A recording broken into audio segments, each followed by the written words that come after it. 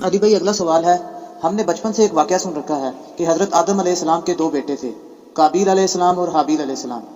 ان دونوں بیٹوں کا کسی بات پر اختلاف ہوا تو قابیل نے حابیل کا قتل کر دیا اور وہ انسانیت کی تاریخ میں پہلا قتل تھا۔ مہربانی فرما کر اس قتل کی وجوہات اور تفصیلات بیان فرما دیں، شکریہ۔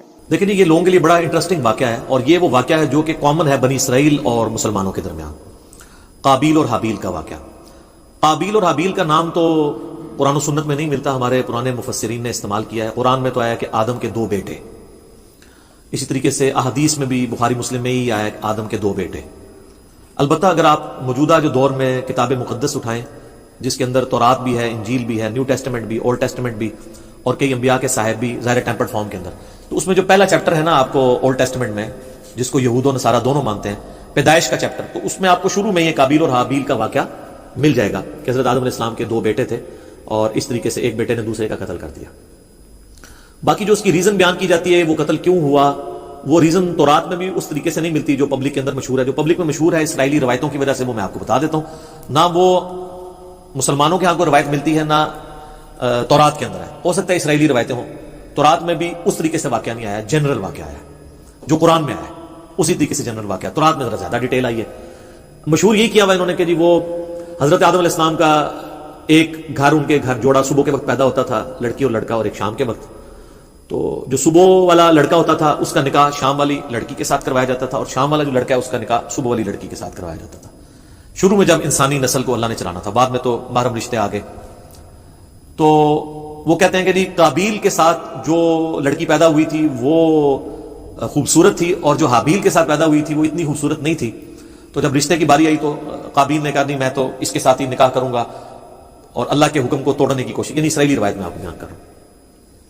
اس کے اوپر پھر ان کے درمیان ٹھن گئی، اور اس کے بعد جو کچھ ہے نا وہ قرآن میں بھی ہے، تورات کے اندر بھی ہے، کہ دونوں نے اللہ کے حضور اپنی نظر پیش کی۔ یہ آپ کو پورا واقعہ جو ہے نا سورۃ المائدہ کے اندر آیت نمبر 27 سے لے کر 32 تک مل جائے گا، وہ آپ پڑھ لیجیے گا، سورۃ المائدہ آیت نمبر 27 سے لے کر 32 تک۔ تو تورات میں یہ ملتا ہے کہ جو قابیل تھے وہ کھیتی باڑی کرتے تھے زمین میں، اور حابیل جو ہے وہ بھیڑ بکریاں چرایا کرتے تھے۔ تو دونوں نے کہا ٹھیک ہے ہم اللہ کے حضور قربانی پیش کریں گے، جس کی قربانی قبول ہو گئی نا اس کا موقف صحیح ہوگا۔ تو جو کسان تھا ظاہر ہے اس نے اپنی کھیتی پیش کرنی تھی، اس نے وہ اللہ کے سامنے پیش کی، اور حابیل جو تھا اس نے جو بھیڑ بکریاں یا کوئی مینڈا جو پالا تھا وہ دے دیا۔ وہ کہتے ہیں وہی مینڈا تھا جو اللہ نے اٹھا کے رکھ لیا، اور بعد میں حضرت ابراہیم علیہ السلام کے لیے وہ جو حضرت اسحاق کے لیے نازل ہوا بقول ان کے، اور ہمارے نزدیک حضرت اسماعیل کے لیے وہی مینڈا اتارا گیا تھا۔ تو سورہ ال عمران میں بھی آتا ہے کہ اگلے زمانوں میں بنی اسرائیل میں یہی ہوتا تھا کہ اللہ تعالیٰ قربانی اس طرح قبول کرتا تھا کہ آسمان سے ایک بجلی گرتی تھی، آگ کھا جاتی تھی، جس کو آگ کھا جائے یہ قبولیت کی دلیل، یہ سورہ ال عمران میں ملتا ہے۔ ایون مال غنیمت وہ جنگوں میں جو لوٹتے تھے نا وہ لا کے رکھتے تھے، آگ آگے ختم کر دیتی تھی۔ اس لیے بخاری مسلم میں آیا نا کہ اللہ نے میرے لیے جو ہے وہ مال غنیمت حلال کر دیا جو اگلوں کے لیے نہیں تھا، اس امت میں آپ خود بھی یوز کر سکتے ہیں وہ مال غنیمت۔ تو وہ آسمان سے آگ آئی تو اس مینڈے کو اٹھا کے لے گئی، اور کھیتی کو کچھ نہیں کیا۔ تو یہ اس بات کا ثبوت تھا کہ قابیل کی قربانی قبول نہیں ہوئی کھیتی والے کی، اور حابیل کی قبول ہو گئی ہے۔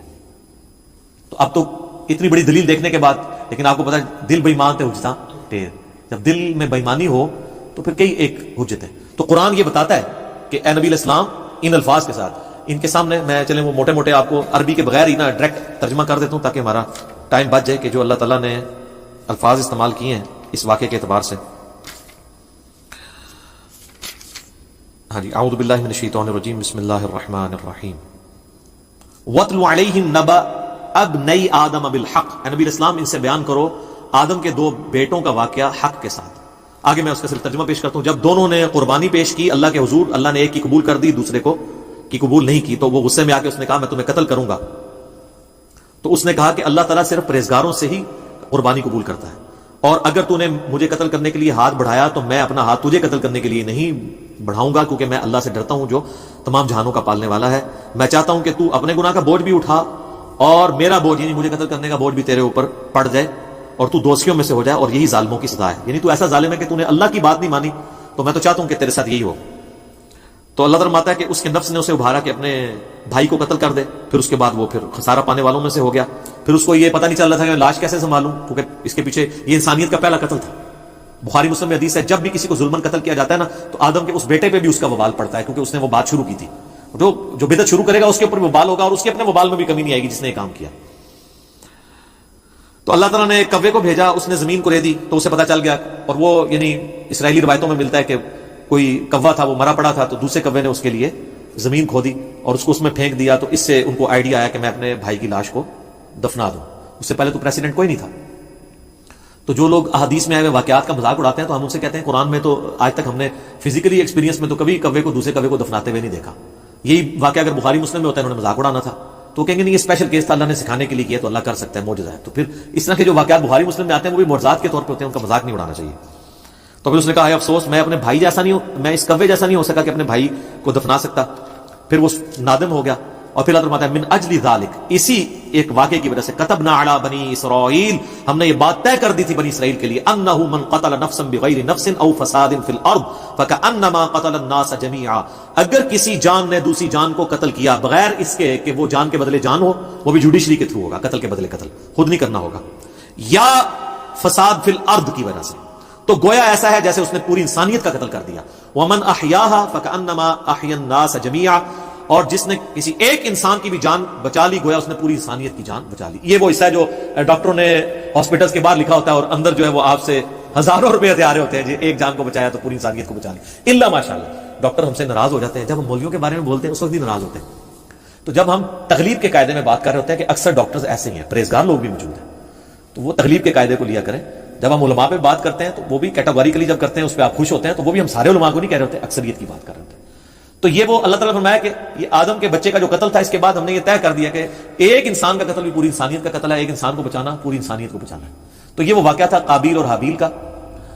اور اکثر لوگوں کو یہ یاد نہیں رہتا یہ قاتل کون تھا، قابیل تھا یا حابیل تھا. بھئی قاتل قاف الف ہے تو قابیل میں بھی یہی ہے، اور حابیل ہلاک ہا سے شروع ہوتا ہے، حابیل ہلاک ہوا ہے اور قابیل قاتل ہے. تو یہ یاد رکھنا آپ کو آسان ہے کہ قابیل قاتل اور حابیل ہلاک ہوا اس کے ہاتھوں. آسان طریقے نا، یہ ایک مدنی ٹوٹکا آپ کو بتا دیں یاد کرنا. باقی وہ جو ڈیٹیلز ملتی ہیں نا کہ وہ چکر تھا، تورات میں بھی ایون نہیں ملتا کہ وہ کوئی لڑکی والا چکر تھا. ہو سکتا ہے بعد میں کسی نے اس کو، جس آپ دیکھیں ارتغل ڈرامہ ہے، اب وہ ارتغل تو ایک ہیرو ہے لیکن اس کے اندر اتنی لو سٹوریز انہوں نے ڈال کے نا اسے ایک رومانس پیدا کرنے کی کوشش کی تاکہ نوجوان نسل دیکھے.